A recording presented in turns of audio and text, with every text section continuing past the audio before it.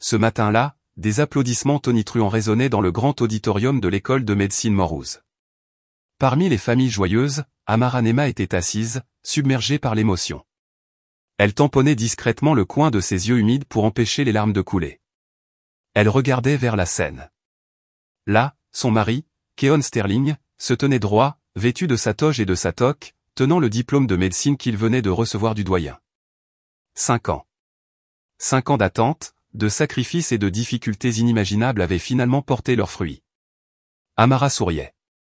C'était un sourire sincère, un peu raide à cause des années de fatigue. Elle baissa les yeux sur ses propres mains légèrement rugueuses, des mains qui n'avaient pas connu le luxe d'une manucure depuis 5 ans. Ses mains avaient été occupées à pétrir la pâte pour faire des pâtisseries pour les cafés locaux avant l'aube et à taper des rapports tard dans la nuit au bureau. C'étaient les mêmes mains qui massaient le dos de Keon quand il se plaignait d'épuisement après de longues nuits d'études. Amara avait pris 2 emplois. Elle avait vendu les bijoux hérités de son arrière-grand-mère et avait réprimé tous ses propres désirs, tout cela pour un seul rêve, voir Keon en blouse blanche. À côté d'elle, la mère de Keon, sa belle-mère, Zola Sterling, affichait l'expression la plus fière. « Mon Keon est enfin un grand médecin », s'exclama Madame Sterling à un invité assis à côté d'elle, se délectant des félicitations. Madame Sterling était élégante dans un tailleur de créateur et une coiffure impeccablement relevée. Elle jeta un coup d'œil de côté à Amara, qui portait une robe simple. Pendant longtemps, Madame Sterling n'avait pas caché son aversion pour Amara, qui venait d'un milieu modeste et qui, à son avis, n'était pas à la hauteur de son brillant Keon. Mais Amara s'en fichait. L'amour de Keon lui suffisait. La cérémonie de remise des diplômes prit fin. Keon s'approcha d'elle avec un large sourire, mais ce sourire était principalement destiné à Madame Sterling. Il embrassa sa mère tendrement.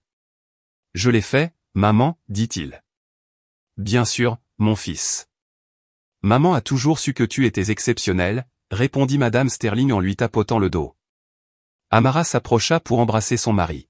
« Félicitations, chérie. » Keon accepta l'étreinte d'Amara avec une certaine raideur. Il la lâcha rapidement. « Oui, merci. Nous dînons ce soir dans ce nouvel endroit haut de gamme qui vient d'ouvrir. J'ai fait une réservation. »« Fait-on ça ?» dit Keon, mais ses yeux ne croisaient pas ceux d'Amara. Le cœur d'Amara se sentit un peu blessé par cette froideur, mais elle essaya de comprendre. Peut-être que Keon était fatigué ou simplement submergé par l'émotion. « Bien sûr, mon amour, tout ce que tu veux, » répondit doucement Amara. Ce soir-là, tous les trois étaient assis dans un restaurant chic surplombant l'éblouissante ligne d'horizon nocturne d'Atlanta. Amara se sentait un peu déplacée. C'était l'endroit le plus cher où elle ait jamais été. Elle vit Keon, qui avait enfilé une chemise de marque coûteuse, assis avec une confiance débordante. Madame Sterling n'arrêtait pas de prendre des photos de Keon pour les publier sur ses réseaux sociaux. « Chérie, tous nos efforts sont enfin terminés. Maintenant, nous pouvons commencer une nouvelle vie, » dit Amara, essayant d'initier une conversation chaleureuse. En entendant cela, Madame Sterling ricana. « Les efforts de Keon, tu veux dire, Amara? Mon fils est un travailleur acharné. Il est médecin maintenant. Bien sûr, sa vie sera nouvelle. Il mérite le meilleur. » Amara se tut face à ce commentaire sarcastique. Elle attendit que son mari la défende, qu'il dise que c'était un effort conjoint, mais Keon ne dit rien, occupé à examiner le menu. Après avoir commandé le repas, il y eut un bref silence. Keon s'éclaircit la gorge et regarda Amara. Cette fois, son regard était difficile à interpréter, froid, sans expression, avec quelque chose d'étrange. « Amara, je dois te dire quelque chose, » dit Keon. « Oui, chérie, » répondit Amara en le regardant avec impatience. Keon fouilla dans sa nouvelle mallette en cuir et en sortit une épaisse enveloppe brune, qu'il posa sur la table juste devant Amara. Amara fronça les sourcils. « Qu'est-ce que c'est, chérie? Une offre d'emploi de l'hôpital ?» Madame Sterling, assise à côté de Keon, sourit avec suffisance. Ce sourire donna à Amara un soudain mauvais pressentiment. Keon secoua légèrement la tête. « Non, ouvre-la. » Les mains d'Amara tremblaient un peu en prenant l'enveloppe. Elle l'ouvrit lentement. Ses yeux lurent les premières lignes d'un document officiel. Son cœur sembla s'arrêter. Le restaurant luxueux sembla cesser de tourner. Le cliquetis découvert des autres tables sembla disparaître. Là, clairement écrit, il y avait une requête en dissolution de mariage. Amara leva les yeux et fixa Keon, confuse. Ses lèvres tremblaient. Keon, c'est une blague, n'est-ce pas? Quel genre de blague est-ce? Aujourd'hui, c'est ta remise de diplôme. Keon soupira profondément. Son visage se durcit. C'était comme si le masque de bonheur qu'il avait porté toute la journée était tombé. Je suis sérieux, Amara. Nous ne pouvons plus être ensemble. Mais pourquoi? Qu'est-ce que j'ai fait de mal, chérie? Pendant 5 ans, j'ai... La voix d'Amara se brisa. Précisément à cause de cela, interrompit Keon sèchement. 5 ans ont suffi. Je suis médecin maintenant. J'ai un avenir brillant. J'ai besoin d'une partenaire qui soit à mon niveau. Quelqu'un que je puisse emmener à des réunions importantes. Quelqu'un qui corresponde à mon statut social. Keon examina Amara de haut en bas, évaluant sa robe simple, son visage fatigué et sans maquillage. Amara, nous ne sommes plus au même niveau. Keon prononça cette phrase si légèrement, comme si les 5 années de sacrifice d'Amara ne comptaient pour rien. J'ai honte d'avoir une femme aussi ordinaire. C'était comme un éclair partant clair. La tête d'Amara tourna. Ces mots insultants étaient prononcés par l'homme pour qui elle avait été le gagne-pain, l'infirmière et le soutien de ses rêves. Madame Sterling ajouta d'une voix triomphante, « Tu entends ça, Amara? Keon a d'autres exigences maintenant. Tu aurais dû connaître ta place dès le début. Il vaut mieux que vous vous sépariez maintenant avant que tu ne deviennes un fardeau et que tu ne l'embarrasses au sein de la communauté médicale. Considère l'argent que tu as gagné comme un don de bienfaisance. » Les larmes qu'Amara avait retenues éclatèrent finalement. Pas une seule goutte, mais un torrent incontrôlable. La douleur, l'humiliation et la trahison brisèrent son cœur. Elle regarda Keon, cherchant une trace de l'homme qu'il avait aimé autrefois, mais elle ne trouva qu'un étranger arrogant. Elle regarda Madame Sterling, qui souriait avec satisfaction. Amara se mordit fortement la lèvre pour étouffer un sanglot qui voulait s'échapper. Elle ne leur donnerait pas la satisfaction de la voir s'effondrer en public. Avec des mains tremblantes, elle froissa la notification de divorce. Le mot charité que Madame Sterling avait craché était comme verser de l'essence sur les braises du cœur d'Amara. Quelque chose en elle se brisa, mais ne se fracassa pas. Au moment où il se brisa, il se transforma en acier froid et tranchant. Les larmes cessèrent instantanément. Elle leva lentement la tête et regarda les 2 personnes devant elle. Son regard, autrefois déconcerté et plein de douleur, était maintenant froid, sans expression et illisible. Elle essuya brutalement les dernières larmes de ses joues. Ce n'était plus le geste doux d'une personne désespérée, mais le mouvement ferme de quelqu'un qui avait pris une décision. Keon et Madame Sterling furent légèrement surpris par ce changement soudain. Ils s'attendaient à ce qu'Amara pleure, supplie ou s'évanouisse. Mais au lieu de cela, Amara garda un silence terrifiant. Assez. Ce seul mot sortit des lèvres d'Amara. Sa voix était rauque à force de retenir ses larmes, mais elle était très forte et emphatique. Madame Sterling, j'ai dit assez, répéta Amara, regardant maintenant directement dans les yeux de sa belle-mère, qui commençait à avoir l'air déconcertée. Vous m'avez dit de connaître ma place. Vous avez dit que mes sacrifices n'étaient que de la charité. Vous avez dit que j'étais un fardeau. Amara laissa échapper un petit rire cynique, un rire plus glaçant qu'un cri hystérique. Ce rire mit Keon mal à l'aise. Pensiez-vous que je resterais les bras croisés pendant que vous me piétiniez et m'humiliez comme ça? Amara se tourna vers Keon, qui avait maintenant l'air un peu tendu et déconcerté. Et vous, monsieur Keon, la façon dont elle insistait sur le monsieur sonnait comme une moquerie. Vous dites que vous êtes devenu médecin. Vous dites que ce diplôme est à vous. Vous vous trompez lourdement. Amara se leva lentement de sa chaise. Ses mouvements étaient calmes, mais chargés d'une fureur contenue. Sa main, celle qui venait de froisser les papiers du divorce, pointait maintenant directement le visage de Keon, qui commençait à pâlir. Ce diplôme est à moi aussi. La voix d'Amara monta soudain d'une octave. Cela surprit Keon et Madame Sterling, et même les clients de la table voisine se tournèrent pour regarder. Amara s'en fichait. Chaque dollar qui t'a mené à cette remise de diplôme est ma sueur, cria Amara. Sa voix tremblait d'une émotion réprimée. Chaque manuel épais que tu as acheté était de la nourriture que j'ai enlevée de ma propre bouche. Chaque nuit où tu as dormi confortablement avant un examen, j'étais éveillé jusqu'à l'aube à préparer les commandes de pâtisserie. Elle donna un coup de son index dans la poitrine de Keon. Tu n'as fait qu'emprunter mon corps, mon énergie et toute ma vie pendant les 5 dernières années pour acheter ce diplôme. Sa poitrine se soulevait et s'abaissait, sa respiration saccadée alors qu'elle contenait la colère qui atteignait son âme même. Tu as dit que je ne suis pas à ton niveau. Amara rit à nouveau, cette fois plus fort. Tu as raison. Je ne suis vraiment pas à ton niveau. Elle alternait son regard perçant entre Keon et Madame Sterling. Je ne serai jamais au niveau d'un lâche qui trahit sa femme le jour de sa remise de diplôme. Et je ne serai jamais au niveau d'une mère qui soutient fièrement la trahison de son fils juste pour le statut social. Amara ramassa son simple sac à bandoulière qui était sur la chaise. Et souvenez-vous de ceci, vous deux. Amara insistait sur chaque mot. Vous allez le regretter. Blessé dans sa fierté de nouveau médecin et furieux d'être dénoncé en public, Keon se leva. Son visage était rouge de honte et de colère. Amara, assieds-toi. Ne fais pas de scène. Qu'est-ce que tu veux d'autre? Le partage des biens? Nous n'avons rien. As-tu oublié que tout ton argent est allé dans mes frais de scolarité? Cria Keon, essayant d'intimider Amara pour qu'elle revienne à ses manières soumises. Mais Amara sourit au lieu de cela. Un sourire si froid qu'il fit frissonner Keon. Pensais-tu que j'étais aussi stupide, chérie? Amara sortit son téléphone portable. Elle ne se souciait plus des regards des gens autour d'eux. Pensais-tu que je n'avais pas remarqué ton comportement dégoûtant depuis 6 mois? Tu as commencé à cacher ton téléphone à chaque fois que je passais près de toi. Tu as commencé à rentrer tard avec l'excuse de projet de groupe, même si tes vêtements sentaient le parfum d'une autre femme. Il y a une semaine, j'ai renoncé à acheter de nouveaux vêtements pour moi-même pour couvrir ton dernier paiement de scolarité. Et soudain, tu as eu de l'argent pour une toute nouvelle montre de marque. Keon halta. Il n'avait aucune idée qu'Amara avait remarqué tout cela.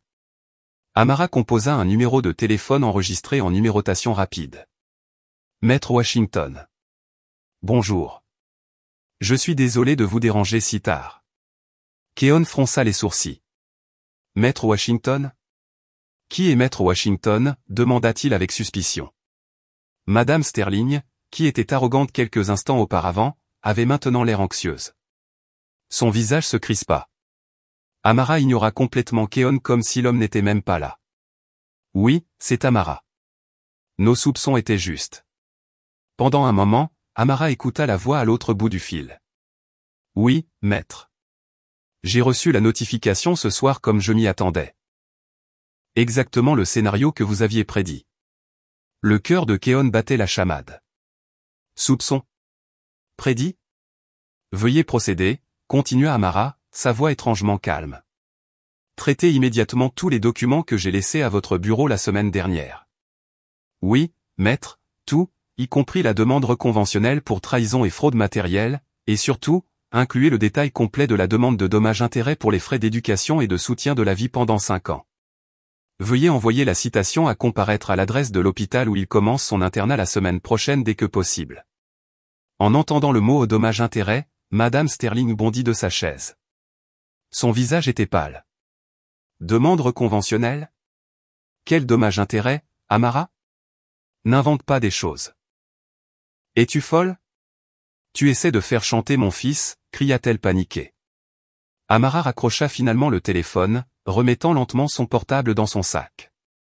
Elle regarda Madame Sterling. Je ne suis pas folle, madame. Je ne fais que réclamer mes droits. Vous venez de dire que c'était un investissement. Eh bien, je veux récupérer mon investissement. La totalité. J'ai conservé tous les reçus de virement, tous les reçus de scolarité et même toutes les factures de services publics que j'ai payées pendant les 5 dernières années. Amara se tourna vers Keon, qui était maintenant paralysé. Ses lèvres étaient serrées. Pensais-tu que j'allais te laisser partir librement pour trouver une nouvelle vie et une nouvelle femme à ton niveau avec le diplôme que j'ai acheté avec mon sang et mes larmes?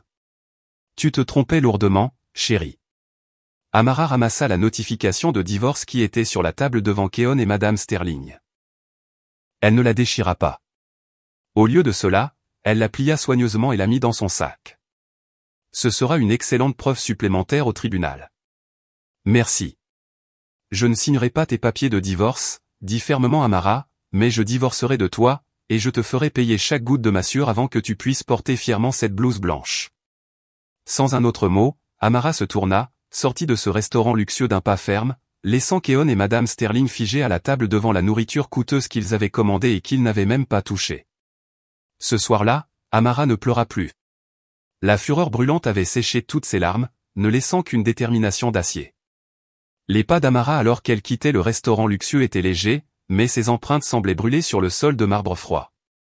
Elle ne pleura pas. Une fureur dense avait glacé ses larmes. Elle marcha rapidement vers le hall d'entrée, ignorant les regards du personnel du restaurant, qui la regardait étrangement, elle, qui était entrée en trio et qui repartait maintenant seule avec un visage rouge.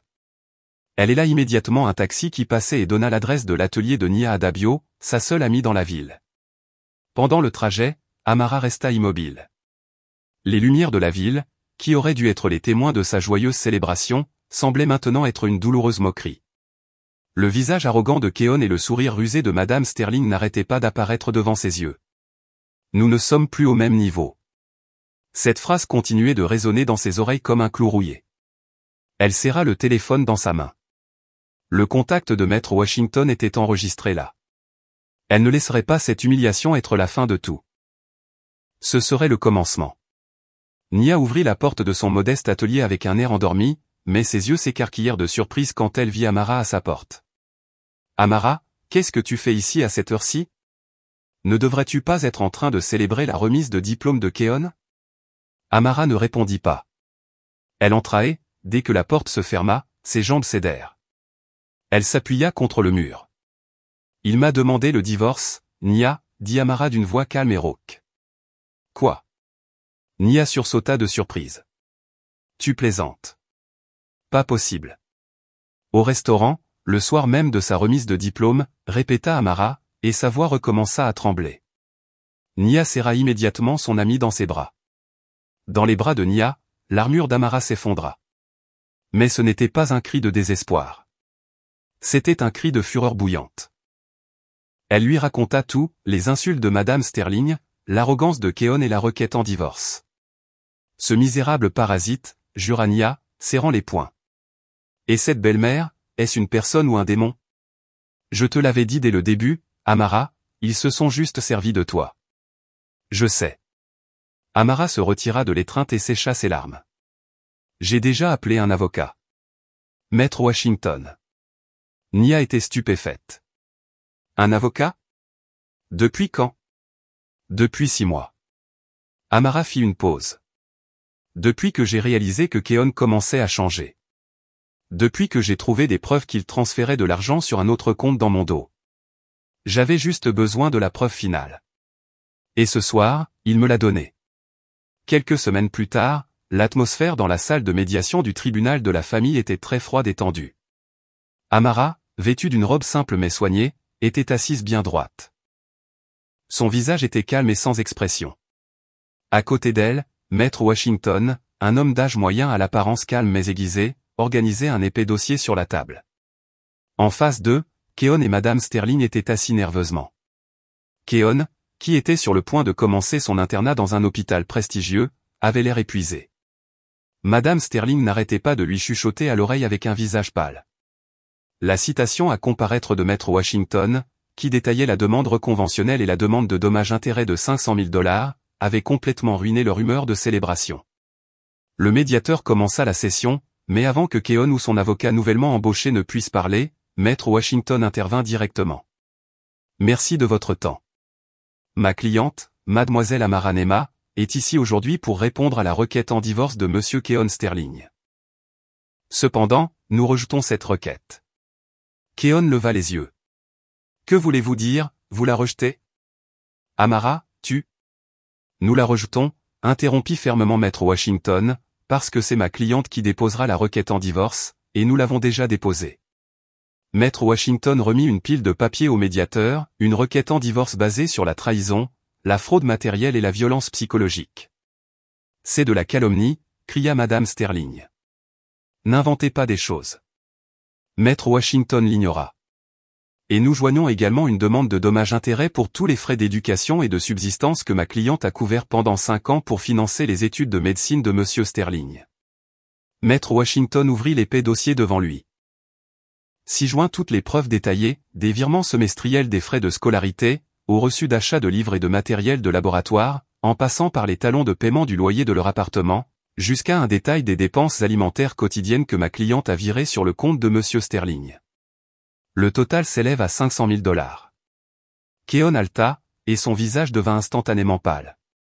500 000 $ était une somme astronomique. Son salaire de départ en tant qu'interne n'atteindrait même pas un dixième de ce montant en un an. Madame Sterling était à bout de souffle. L'avocat qu'ils avaient engagé ne put qu'avaler difficilement en voyant la pile de preuves impeccable. C'est du chantage, dit Keon d'une voix qui était un mélange de colère et de peur. C'était le devoir d'une épouse. Amara, es-tu folle? Amara, qui était restée silencieuse tout ce temps, parla finalement. Elle regarda directement Keon. Le devoir d'une épouse dont tu as dit qu'elle n'était pas à ton niveau? Le devoir d'une épouse dont tu avais honte? Le devoir d'une épouse que tu as abandonné le jour de ta remise de diplôme, demanda Amara. Sa voix était plate mais tranchante. Je ne suis pas folle, Keon. Je ne fais que récupérer ce qui est à moi. Et un silence étouffant tomba. Keon et Madame Sterling savaient qu'ils ne pouvaient présenter aucune défense contre cette pile de preuves. C'est alors qu'Amara fit un petit signe à Maître Washington. Maître Washington hocha la tête. Les mots suivants de Maître Washington remirent Keon et Madame Sterling sur les nerfs. Ma cliente est une personne au grand cœur. Elle ne souhaite pas prolonger davantage cette affaire. Amara regarda Keon. Je vais retirer la demande de dommages-intérêts de 500 000 $. Keon et Madame Sterling ouvrirent la bouche, incapables de croire ce qu'ils entendaient. Avec quelques conditions, ajouta rapidement Amara. Premièrement, tu accepteras ma requête en divorce. La cause doit être clairement enregistrée, trahison et abandon. Je veux récupérer mon honneur. Deuxièmement, il n'y aura pas de demande de bien. Je ne prendrai rien de cette maison, et vous ne pourrez jamais rien me demander. Nous sommes en paix. Troisièmement, vous signerez tous les deux un accord selon lequel vous ne me dérangerez plus jamais, ni moi ni ma famille. Quatrièmement, tout cela se termine aujourd'hui, sans appel ni report. Keon regarda Madame Sterling. Madame Sterling, à moitié terrifiée à l'idée de devoir vendre sa maison pour payer une dette de 500 000 $, hocha immédiatement la tête, paniquée. D'accord. D'accord. Signe vite, Keon, chuchota TL. La fierté n'était rien comparée à une dette aussi énorme. Keon, les mains tremblantes d'un mélange de honte et de soulagement, signa l'accord. La procédure de divorce fut très rapide. Le marteau du juge tomba. Amara était officiellement libre. Elle quitta le palais de justice sans se retourner, laissant Keon affalé, impuissant, et Madame Sterling pleurant des larmes de soulagement. Cet après-midi-là, Amara termina de ranger ses dernières affaires dans une vieille valise dans l'atelier de Nia. Elle avait vendu le reste de ses bijoux et avait réuni assez d'argent pour commencer une nouvelle vie. Amara, ces 500 000 $ étaient à toi. Tu aurais pu acheter un nouvel appartement avec cet argent, dit Nia, toujours incapable de comprendre. Amara ferma la valise. Je n'en veux pas, Nia. Si j'accepte cet argent, je serai toujours lié au ressentiment. C'est de l'argent sale. De l'argent plein d'humiliation.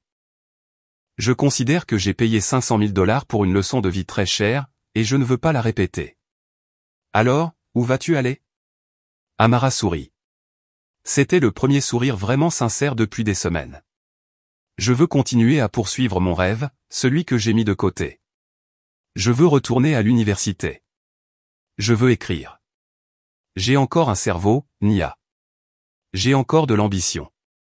Amara prit Nia par les épaules. Je te promets que je quitterai cette ville. Je disparaîtrai de la vie de Keon et de sa mère. J'utiliserai tout mon capital immatériel, toute cette douleur, pour construire quelque chose de vraiment grand. Un jour, ils entendront à nouveau mon nom, et alors ils réaliseront qu'ils n'étaient vraiment pas au niveau de qui. Amara serra Nia fort dans ses bras. Prends soin de toi, Nia, et ne dis à personne où je suis. Bien sûr, Amara. Poursuis tes rêves. Fais-leur regretter. Ce soir-là, Amara se dirigea vers la gare routière. Elle choisit délibérément une petite ville lointaine, un endroit où personne ne la connaissait. Alors que le bus commençait à s'éloigner de la ville éblouissante qui lui avait causé tant de douleur, Amara regarda par la fenêtre. Elle ne pleura pas. Elle ne ressentit qu'un immense soulagement. Elle disparut avec une valise, une pile de sacrifices non récupérés et une grande promesse à elle-même. Une année s'était écoulée. Le temps s'écoulait sans compromis, changeant les destins et faisant tourner la roue de la vie. Au 15e étage de l'hôpital privé le plus prestigieux d'Atlanta, un jeune homme marchait d'un pas ferme et confiant. Sa blouse blanche de médecin était impeccablement repassée. Un stéthoscope coûteux était suspendu à son cou, non seulement comme un outil, mais comme un symbole de statut. Le badge nominatif sur sa poitrine indiquait clairement « Docteur Keon Sterling ». Il était le nouvel A de la chirurgie, intelligent, agile et, malgré son jeune âge, déjà chargé de plusieurs opérations complexes. Ses supérieurs l'adoraient. Les jeunes infirmières l'admiraient, et ses collègues le considéraient comme un modèle. Keon avait réalisé tout ce qu'il voulait. Son ancienne vie avec Amara lui semblait être un lointain cauchemar. Il se souvenait à peine du nom de son ex-femme. Si jamais cela lui traversait l'esprit, Keon ne considérait cela que comme un souvenir honteux, un tremplin qu'il avait dû fouler pour arriver là où il était maintenant. Divorcer d'Amara a été la meilleure décision de ma vie, se disait-il souvent devant le miroir de son luxueux Penthouse. Amara était un fardeau, un caillou dans sa chaussure, un rappel de son passé médiocre. Maintenant, il était libre, et il célébrait cette liberté avec luxe. Keon ne vivait plus dans le petit appartement de location qu'il avait hérité de son père. Lui et Madame Sterling avaient emménagé dans un Penthouse somptueux dans le centre-ville où ils pouvaient profiter des vues nocturnes sur la ville. Bien sûr, l'hypothèque l'étouffait, mais Keon s'en fichait. Le statut était tout. Il avait également échangé son ancienne moto contre une toute nouvelle Mercedes-Benz classe C noire. Il avait acheté la voiture avec un financement sur 7 ans à des taux d'intérêt très élevés. Son salaire de départ à l'hôpital privé était élevé, mais pas suffisant pour le style de vie qu'il voulait projeter. Chaque week-end, Keon passait ses soirées dans des restaurants haut de gamme, le genre qu'il avait utilisé pour humilier Amara. Il achetait des montres de marque, des vêtements et rejoignait un club de golf exclusif. Apparemment, le docteur Keon Sterling était l'image parfaite du succès. Mais derrière cette façade, une pile de factures de cartes de crédit commença à s'accumuler. Il jonglait avec 5 cartes de crédit différentes et avait fait plusieurs demandes de prêts bancaires sous prétexte de rénover le Penthouse. L'arrogance de Keon s'était parfaitement déteinte sur Madame Sterling. Son statut de mère de médecin avait élevé sa position sociale à un niveau qu'elle n'avait jamais imaginé. Madame Sterling était maintenant membre à part entière d'un cercle social d'épouses de cadres et de hauts fonctionnaires. Chaque fois qu'elles se rencontraient, elles ne parlaient que de la grandeur de Keon. Oh, Keon, bien sûr, chérie. Il continue d'avoir des opérations importantes. Il n'est rentré qu'à 3 heures du matin hier soir, dit-elle un après-midi en touillant un thé coûteux dans le hall d'un hôtel de luxe. En réalité, elle savait parfaitement que Keon était arrivé à 3 heures du matin, non pas à cause d'une opération, mais parce qu'il avait assisté à une fête dans une boîte de nuit exclusive. Pauvre de moi. Mais que voulez-vous? C'est la vocation d'une noble profession. Ce garçon est tellement dévoué. Le nouvel appartement terrasse, dites-vous, chérie? Madame Sterling continua comme si elle répondait à une question. Oh, eh bien, c'est modeste. 3 chambres avec vue sur la ville. Keon a insisté pour que sa mère emménage. Il a dit qu'elle devait être confortable dans sa vieillesse. C'est un si bon fils. Madame Sterling pressait constamment Keon de trouver rapidement une nouvelle partenaire. Keon, tu es maintenant un grand médecin. Ne fais pas le mauvais choix avec ta femme à nouveau. Cherche quelqu'un de ton niveau. La fille du professeur Evans est belle et diplômée d'une école de l'Ivy League. Ou que dirais-tu de Sarah, la fille du directeur de l'hôpital d'à accent grave côté? N'oublie pas que le mariage est maintenant un investissement social pour ta carrière. Elle sermonnait Keon presque quotidiennement. Keon se contentait de hocher la tête, savourant son nouveau statut de célibataire le plus convoité. Les jours passaient dans un cycle d'ostentation et de dette. Puis, un après-midi, alors que Keon présidait une réunion d'évaluation avec de jeunes médecins, quelque chose se produisit. Il parlait avec autorité, pointant l'écran de présentation lorsqu'il se sentit soudainement pris de vertige. Sa vision se brouilla pendant une seconde, et il dut saisir le bord de la table pour ne pas trébucher. « Docteur Sterling, ça va ?» demanda un jeune médecin lorsqu'il vit le visage de son supérieur devenir soudainement pâle. Keon se redressa instantanément. Il s'éclaircit la gorge. Je vais bien. Juste un peu fatigué. Trop d'opérations, répondit-il brusquement. Continuons. Il ignora les étranges pulsations qu'il ressentait dans ses tempes. Ce doit être une migraine commune, pensa-t-il. Manque de sommeil et trop de café. Mais cette migraine commune commença à apparaître plus fréquemment. Quelques jours plus tard, alors qu'il déjeunait à la cafétéria de l'hôpital, toujours avec son attitude arrogante, critiquant la nourriture du chef comme étant inférieure, sa main, qui tenait la cuillère, trembla soudainement légèrement. Le tremblement ne dura que quelques secondes, mais cela suffit à faire battre son cœur. Qu'est-ce que c'est, pensa-t-il. Il serra le poing sous la table, essayant de contrôler les tremblements. Il accusa la climatisation d'être trop froide. Cette nuit-là, dans son luxueux appartement terrasse, le symptôme se manifesta plus fortement. Il venait de prendre une douche chaude et se préparait à sortir pour un dîner que Madame Sterling avait organisé pour le présenter à une femme. Il se tenait devant un grand miroir, ajustant une cravate coûteuse. Soudain, le monde autour de lui sembla basculer. Sa tête palpitait intensément, comme si des milliers d'aiguilles la perçaient. Sa vision se brouilla complètement, et un fort tintement résonna dans ses oreilles. Il tituba en arrière, heurtant la commode derrière lui. De coûteux flacons de parfum tombèrent sur le sol. Quoi? Qu'est-ce qui se passe? Murmura Keon, se tenant la tête, qui lui semblait sur le point d'exploser. Il s'effondra sur le sol. Il ne pouvait plus respirer. Une sueur froide trempait son visage et sa chemise. En tant que médecin, une alarme de danger retentit dans sa tête. Ce n'était pas une fatigue commune ou une migraine, mais son ego énorme refusait de l'admettre. Il ne pouvait pas être malade. Le grand docteur Keon, au sommet de sa carrière, ne pouvait pas être malade. Il rampa jusqu'à l'armoire à pharmacie et en sortit 2 analgésiques à forte dose. Il les avala sans eau. 15 minutes plus tard, la douleur diminua lentement. Il ressentait encore une pulsation résiduelle, mais il regarda le miroir brisé sur le sol. Son visage était pâle. Le téléphone sonna. C'était Madame Sterling. Keon, où es-tu? Sarah et sa famille attendent. N'embarrasse pas ta mère. Keon prit une profonde inspiration, essayant de rassembler ses forces restantes. Oui, maman. J'arrive. Il y a de la circulation, mentit-il. Il se leva. Son corps tremblait encore légèrement. Il se lava le visage et se recoiffa. Il regarda la pile de factures de cartes de crédit et de reçus de prêt automobile sur son bureau. Soudain, tout ce luxe lui parut froid et sinistre. La peur commença à envahir son esprit, mais il la repoussa. Non, je vais bien, murmura-t-il. J'ai juste besoin de me reposer. Ensuite, tout reviendra à la normale. Il attrapa ses clés de Mercedes et partit avec le masque du succès et de l'arrogance remis en place. Le masque d'arrogance que Keon avait porté pendant toute une année se fissura et se brisa finalement.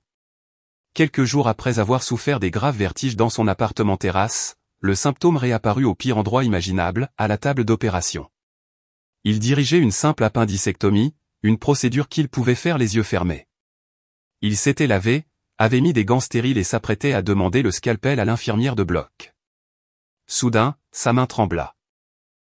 Au début, c'était un léger tremblement, mais en quelques secondes, il se transforma en un tremblement sévère. Le scalpel qu'il venait de recevoir faillit glisser de ses mains. « Docteur » dit son assistant avec prudence derrière son masque. Ses yeux montraient de la perplexité. Le temps sembla s'arrêter dans cette salle d'opération froide. Keon regarda sa propre main, stupéfait. Il ne pouvait pas l'arrêter.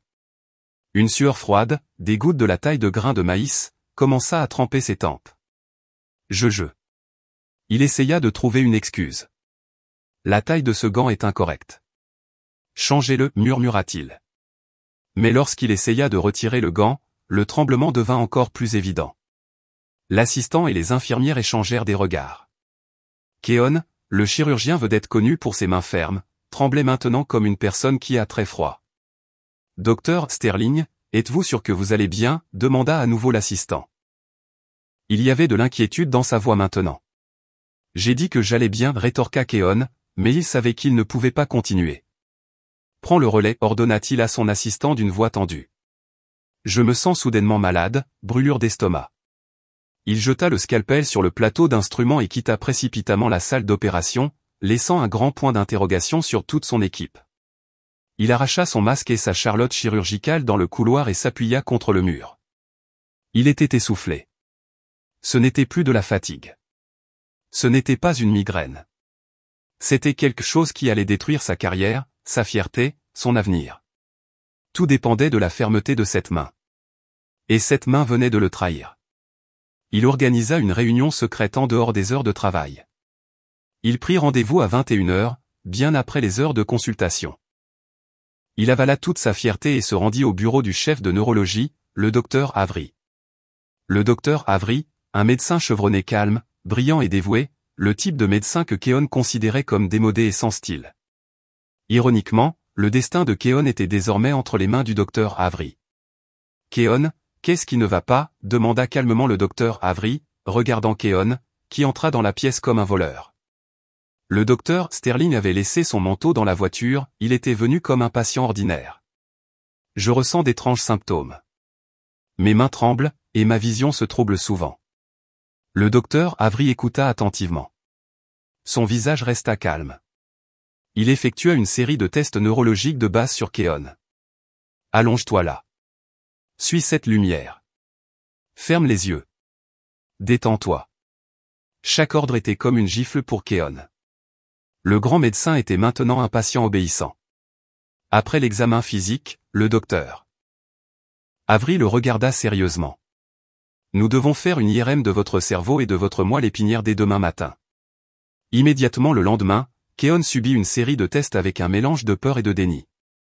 Il attendit les résultats dans son bureau, arpentant la pièce comme un lion en cage. Madame Sterling l'appela plusieurs fois pour se plaindre de la raison pour laquelle Keon ne l'emmenait pas dîner à l'hôtel de luxe. « À quoi sert la vie de ta mère comme ça si j'ai un fils médecin à succès, Keon ? » « Je suis occupé, maman, » cria Keon et raccrocha. Son téléphone sonna à nouveau. Cette fois, c'était le docteur Avery. Les résultats étaient prêts. « Keon, peux-tu venir à mon bureau maintenant ?» Le cœur de Keon se serra. D'un pas lourd, il se rendit au bureau du docteur Avery. Le médecin chevronné l'attendait déjà. Les résultats de l'IRM de Keon étaient affichés sur le grand écran d'ordinateur derrière son bureau. Le docteur Avery ne mâcha pas ses mots. « Keon, assieds-toi. » Le docteur Avery regarda l'écran. « Regarde ça. » Il pointa plusieurs taches blanches anormales sur la moelle épinière et le nerf optique de Keon. « Ce n'est pas une tumeur ni un accident vasculaire cérébral. »« Alors qu'est-ce que c'est ?» murmura Keon, sa voix tremblant.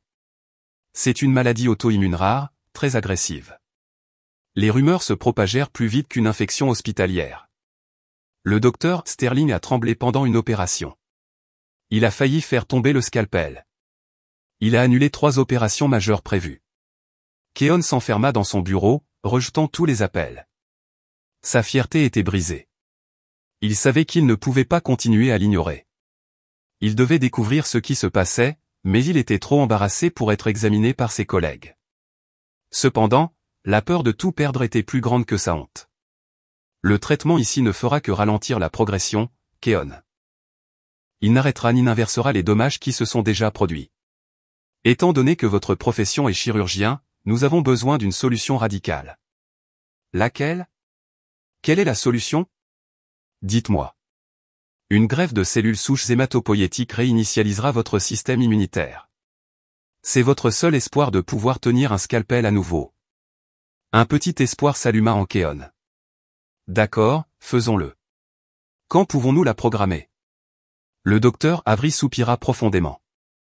C'est la partie la plus difficile.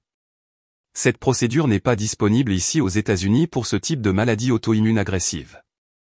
Elle doit être effectuée à l'étranger, comme à Singapour ou en Allemagne.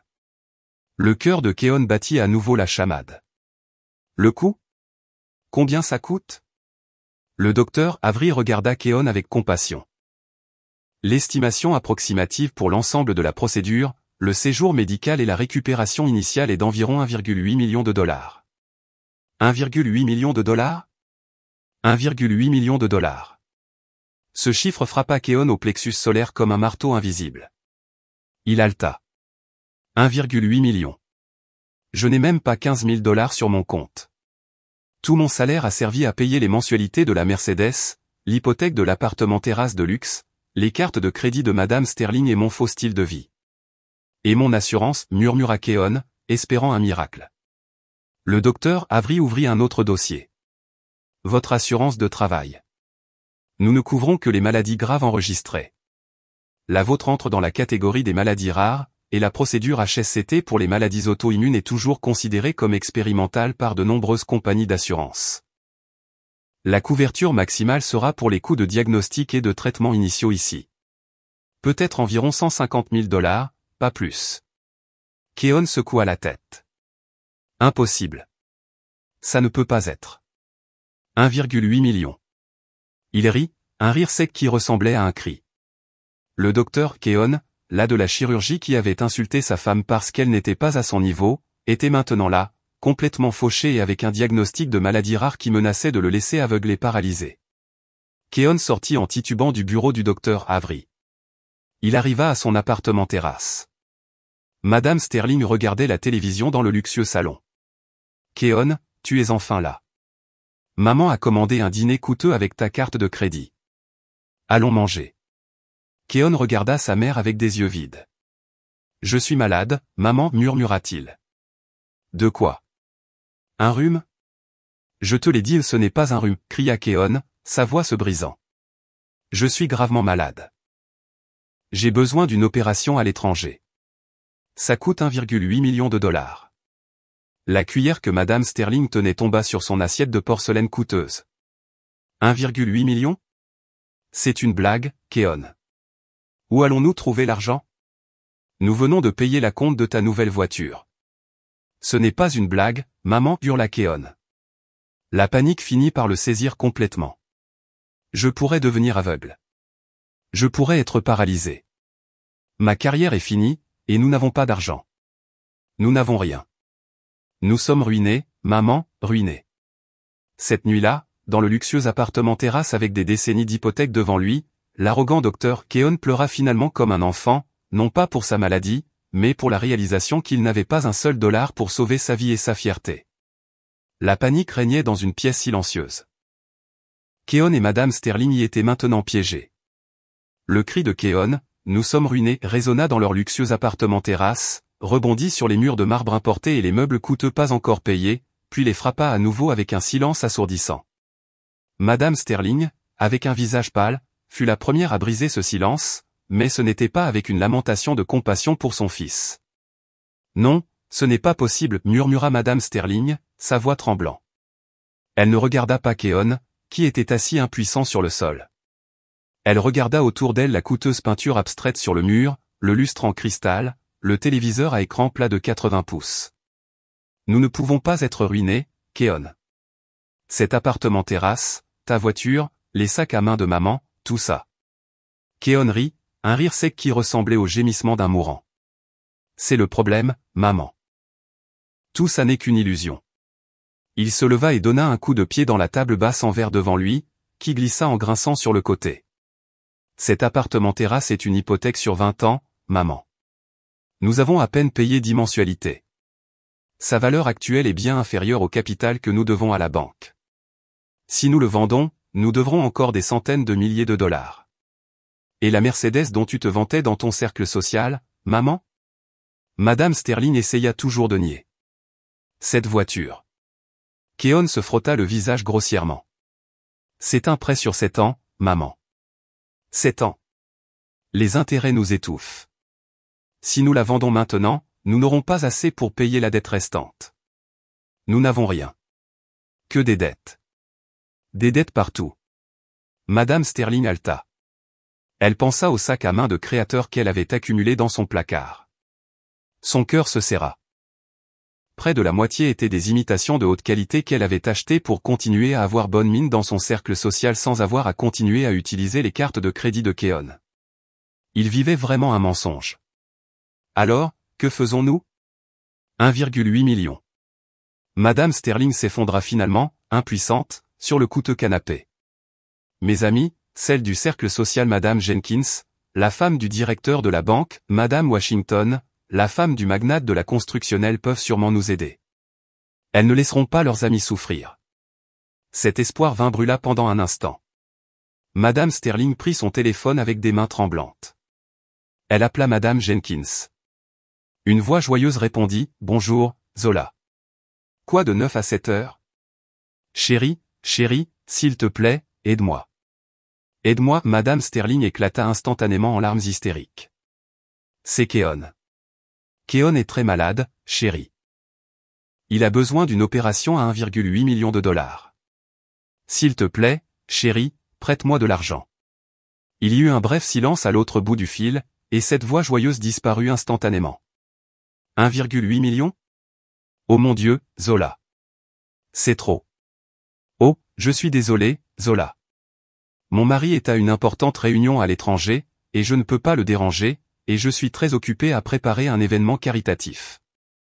Je t'appellerai plus tard, Zola. Clic, elle raccrocha. Madame Sterling était stupéfaite.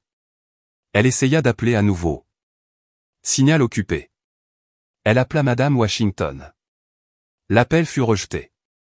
Elle appela à nouveau. Rejeté à nouveau. Elle appela Madame Thompson. La réponse fut la même. Oh, Zola, nous avons aussi besoin de fonds pour une rénovation en ce moment. C'est un mauvais moment. Tous les amis du cercle social qu'il avait encensé l'éviter maintenant comme la peste. Madame Sterling jeta son téléphone sur le canapé. Ce sont tous des menteurs. Ils sont méchants. Keon regarda sa mère avec dégoût. Maintenant, tu réalises qu'ils ne sont tes amis que quand tu as quelque chose à montrer, tout comme mes amis. C'était maintenant au tour de Keon. Il ne pouvait pas dépendre de sa mère, il devait agir seul. Mais sa fierté de grand médecin lui interdisait de mendier. Il essaya d'appeler certains collègues médicaux qu'il considérait comme proches. Bonjour, Marcus. Désolé de te déranger si tard, Keon appela son collègue chirurgien, Marcus Vidal. Oh, docteur Sterling, quoi de neuf? Qu'est-ce qui se passe?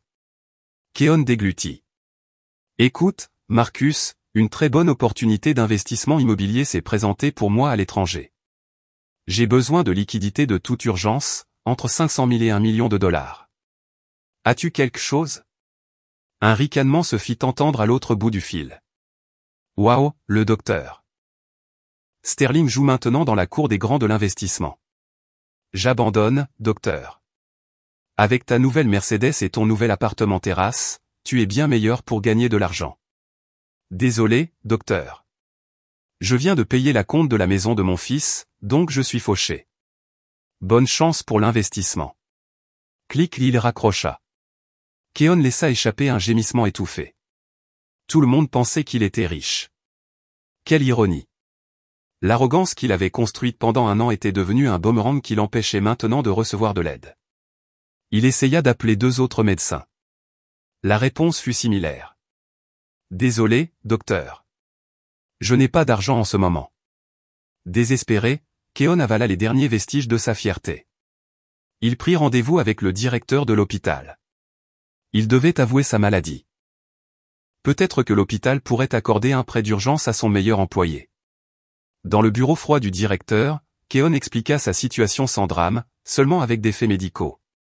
Le directeur écouta avec une profonde compassion. Docteur Sterling, je suis vraiment désolé. C'est une nouvelle très choquante.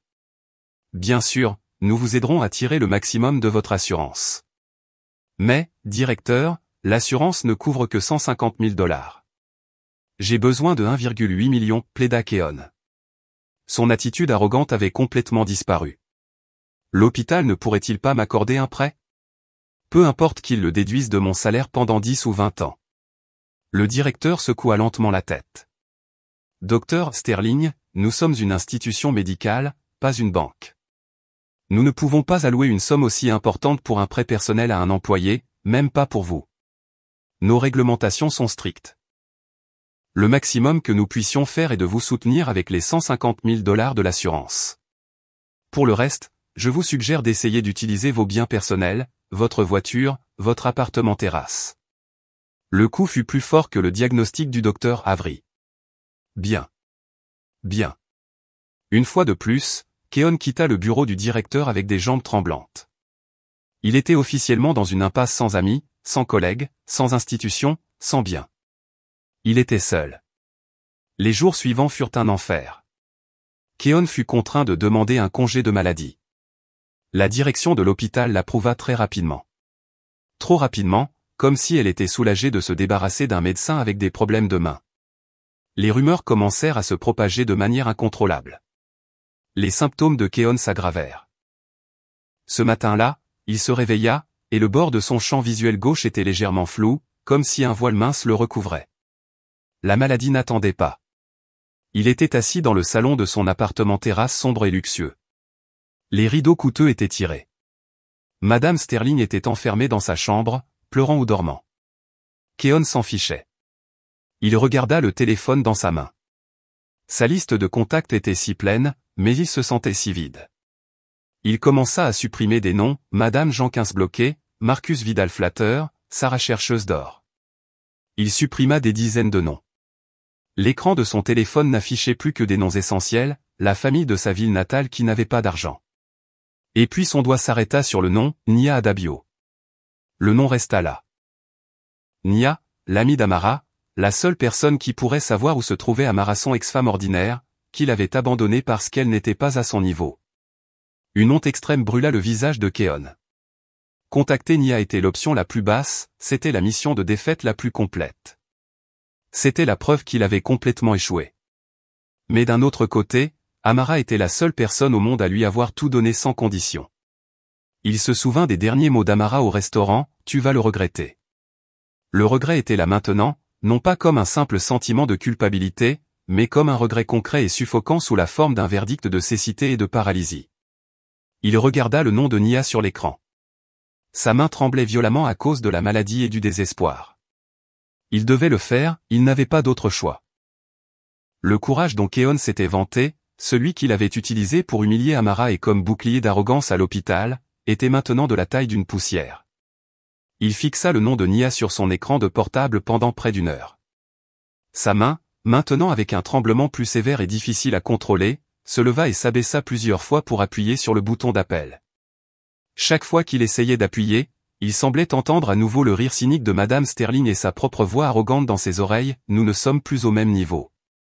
La honte lui brûla la gorge comme de l'acide gastrique. Contacter Nia, c'était lever le drapeau blanc. C'était admettre qu'Amara, la femme ordinaire qu'il avait abandonnée, était son dernier espoir. Alors qu'il hésitait, son œil gauche palpita à nouveau. L'ombre floue sur le bord sembla devenir plus dense. La peur de la cécité était bien plus vive que la honte. Il inspira fortement, abandonnant sa fierté. Il appuya sur le bouton d'appel. Ça sonna une fois, 2 fois, 3 fois. Juste au moment où Keon pensait que Nia ne répondrait pas, l'appel se connecta. Il n'y eut pas de bonjour, juste un silence glacial. « Oh, bonjour » dit Keon, sa voix tendue. « Bonjour, Nia. » Un soupir sarcastique se fit entendre à l'autre bout du fil. « Tiens, le respectable docteur Sterling, vous aviez encore mon numéro sauvegardé. » La voix de Nia était si tranchante et pleine de haine qu'elle minait encore plus le courage de Keon. « Nia, je suis désolé de te déranger si tard. »« Tu es désolé ?» Nia se mit à rire, un rire très méchant. « Ça fait plus d'1 an que tu as largué mon ami comme un déchet, et maintenant tu m'appelles pour dire que tu es désolé.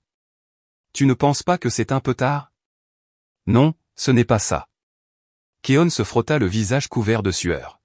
« Je voulais juste demander comment allait Amara. » Le rire de Nia cessa instantanément. Après un moment de silence, une voix très dangereuse se fit entendre. « Tu demandes des nouvelles d'Amara après 1 an à ne pas te soucier de savoir si elle était morte ou vivante. Maintenant, tu demandes sérieusement. Est-ce que ton cerveau de docteur fonctionne encore ? » « Nia, s'il te plaît, » implora Keon. Son arrogance avait complètement disparu, remplacée par un désespoir palpable. « J'ai vraiment besoin de lui parler. C'est une question de vie ou de mort. » « Vie ou mort ? » Nia ricana. « Vie ou mort ? Qu'est-ce qui ne va pas chez toi ? Tu es à court d'argent ? Tu veux lui demander de financer une autre spécialisation pour toi ? Ou attends, je sais. Oh, tu es malade. Le karma est venu te chercher, Keon. » La déduction précise de Nia fut comme une gifle. Keon resta silencieux, incapable de réfuter. Je le savais, cria Nia. Sa voix s'éleva. Tu es en difficulté, n'est-ce pas? Je le savais. Toi et ta mère êtes des parasites. Tu pensais qu'Amara était un distributeur automatique de billets où tu pouvais aller chaque fois que tu avais besoin d'argent. N'est-ce pas, Keon? Nia, s'il te plaît, écoute-moi. Keon commençait à paniquer. Je ne veux rien entendre. Nia le coupa. Écoute-moi bien, Keon. Amara est heureuse. Elle a reconstruit sa vie à partir des fondations que tu as détruites. Elle a oublié les parasites comme toi et ta mère. N'ose plus jamais la déranger. Et ne me contacte plus. Clic, l'appel fut coupé. Keon fixa l'écran de son téléphone portable, stupéfait. Nia. Nia, attends. Il essaya de rappeler. Son numéro était immédiatement occupé. Nia l'avait bloqué. Keon jeta à nouveau son téléphone sur le canapé. Vaincu, il fit les 100 pas dans son salon sombre, désespéré. Nia était son seul moyen, et ce moyen venait de se refermer. Madame Sterling sortit de sa chambre avec un visage gonflé. Que s'est-il passé, Keon? T'es-tu fait tout seul? Tais-toi, maman, rétorqua Keon. C'est de ta faute aussi. Si tu ne m'avais pas mis la pression, peut-être qu'Amara m'aurait encore pardonné. Pourquoi est-ce de ma faute? Tu le voulais. Tu as dit que tu avais honte, rétorqua Madame Sterling. Leur dispute était inutile. Keon retourna à son téléphone. Il ne pouvait pas appeler, mais il pouvait envoyer un message. Avec des mains tremblant violemment à cause d'une combinaison de maladie et de désespoir, il tapa un bref message. Nia, je sais que tu me détestes. Je le mérite. Mais s'il te plaît, c'est une question de vie ou de mort. J'ai besoin du contact d'Amara. Je suis malade. Je n'ai nulle part où aller. Je la rembourserai. S'il te plaît, dernière chance. Il fixa l'écran pendant longtemps. Son espoir s'évanouit. Nia s'en fichait vraiment. Bien sûr, pourquoi s'en soucierait-elle? Keon jeta à nouveau son téléphone. C'était fini. Sa vie était finie. Mais une heure plus tard, une notification de message retentit. C'était de Nia. Le cœur de Keon battit la chamade. Il se précipita pour l'ouvrir. Ce n'était pas une adresse ou le numéro de téléphone d'Amara. C'était juste une réponse froide. Tu crois qu'Amara est encore celle d'avant? L'Amara ordinaire que tu pouvais piétiner quand tu voulais? Tu crois qu'elle va entendre que tu es malade et pleurer de pitié? Comme c'est drôle. Keon s'effondra. Nia se moquait juste de lui. Mais en dessous, il y avait un autre message. L'Amara d'aujourd'hui est trop occupée à diriger sa nouvelle fondation pour se souvenir des déchets du passé. Si tu as vraiment besoin d'aide, cherche-la toi-même. Ne sois pas un lâche. Le message se terminait là, mais Keon était fixé sur un mot. Fondation. Quelle fondation? Amara avait une fondation. Cette Amara ordinaire. Les paroles de Nia étaient-elles un piège ou juste une autre moquerie? Avec des mains tremblantes, il se précipita vers l'ordinateur portable qui était sur la table. Avec son œil gauche flou, il dut approcher son visage de l'écran. Il ouvrit un moteur de recherche. Que devait-il taper? Fondation Nema. Il le tapa. Le premier résultat le figea. Ce n'était pas un compte de médias sociaux ou un blog personnel. C'était un site web professionnel, la Fondation Nema. Le cœur de Keon sembla s'arrêter. Il cliqua sur le lien. Une page d'accueil très élégante et professionnelle s'ouvrit. Sur la première page se trouvait une photo d'une femme. C'était Amara. Mais ce n'était pas l'Amara qu'il connaissait. L'Amara sur la photo portait un blazer bleu foncé bien ajusté. Ses cheveux étaient coupés en un carré net et élégant. Elle se tenait devant un bâtiment moderne, souriant légèrement à l'appareil photo. Son sourire n'était plus le sourire doux d'une épouse soumise. C'était le sourire d'une leader, digne, confiante et froide. Sur le mur du hall du bâtiment derrière elle se trouvait une grande plaque argentée sur laquelle on pouvait lire « La Fondation Nema diffuse le bien, construit l'avenir ». Keon fit défiler vers le bas avec des mains tremblantes. Il lut la section sur la fondation fondée par Amara Nema, auteur du best-seller autobiographique « La dette des rêves ». La Fondation Nema est une organisation à but non lucratif dédiée à aider ceux qui luttent pour s'en sortir. Auteur d'un best-seller. Quand Amara avait-elle écrit un livre? Il continua à lire. Il atteignit la section Un autre programme principal, et ses yeux se fixèrent sur le programme principal, la bourse scolaire Bacon. Bourse complète et financement des opérations chirurgicales d'urgence pour les étudiants en médecine exceptionnelle issus de milieux défavorisés.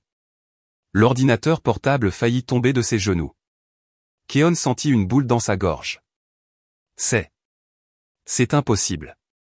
C'est une blague. C'est un cauchemar.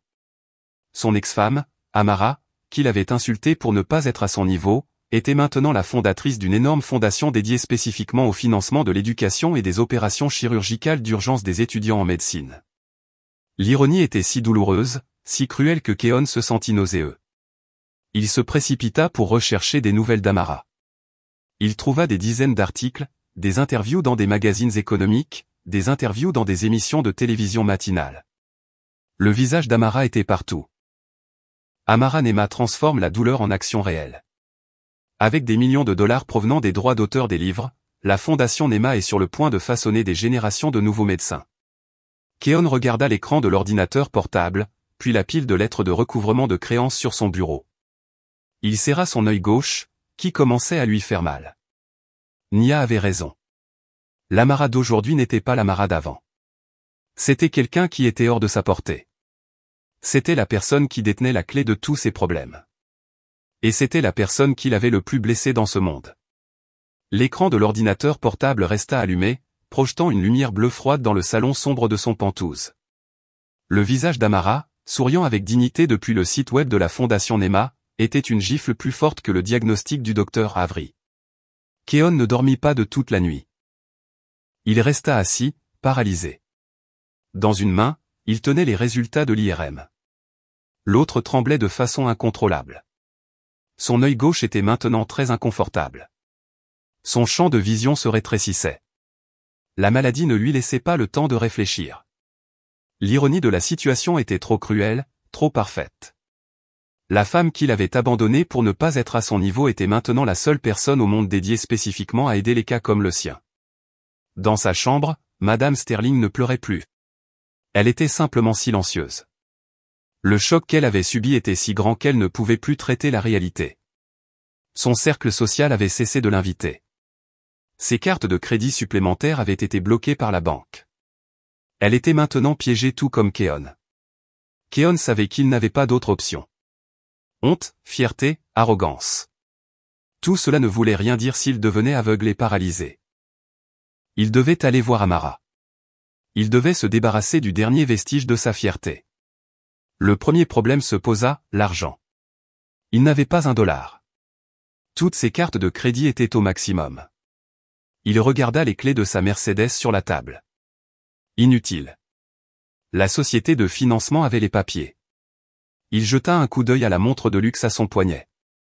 C'était le seul bien qu'il possédait, et il l'avait également acheté à crédit sur sa carte de crédit. Il l'enleva. Mince, murmura-t-il. Il mit une veste pour couvrir son pyjama et se précipita dehors. Il se dirigea vers un prêteur sur gage près du marché, un endroit qu'il aurait autrefois regardé avec dédain. Oui, le docteur Sterling devait faire la queue avec des gens qui mettaient en gage de faux bijoux en or. La montre de luxe fut estimée à un prix très bas. Il ne lui restait que suffisamment pour un aller-retour en bus de ville jusqu'à l'adresse de la fondation et un repas. Il choisit l'option la moins chère, le bus de ville. Le trajet jusqu'au quartier des affaires du centre-ville, où se trouvait l'adresse de la Fondation Nema, ressemblait à une marche vers l'échafaud. Habitué à conduire avec arrogance sa Mercedes, il était maintenant assis sur la banquette arrière d'une petite voiture qui sentait le désodorisant bon marché. Il regarda par la fenêtre les gratte-ciel qu'il considérait autrefois comme son terrain de jeu.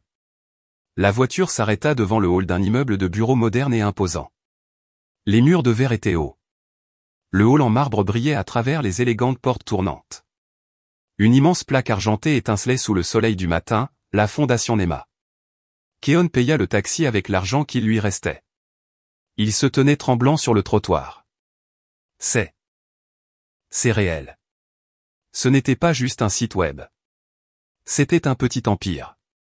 Il redressa sa veste froissée. Il se sentait comme un mendiant. D'un pas lourd, il poussa les portes de verre. Le hall de la fondation était très différent de ce qu'il avait imaginé. Ce n'était pas comme un petit bureau d'ONG miteux.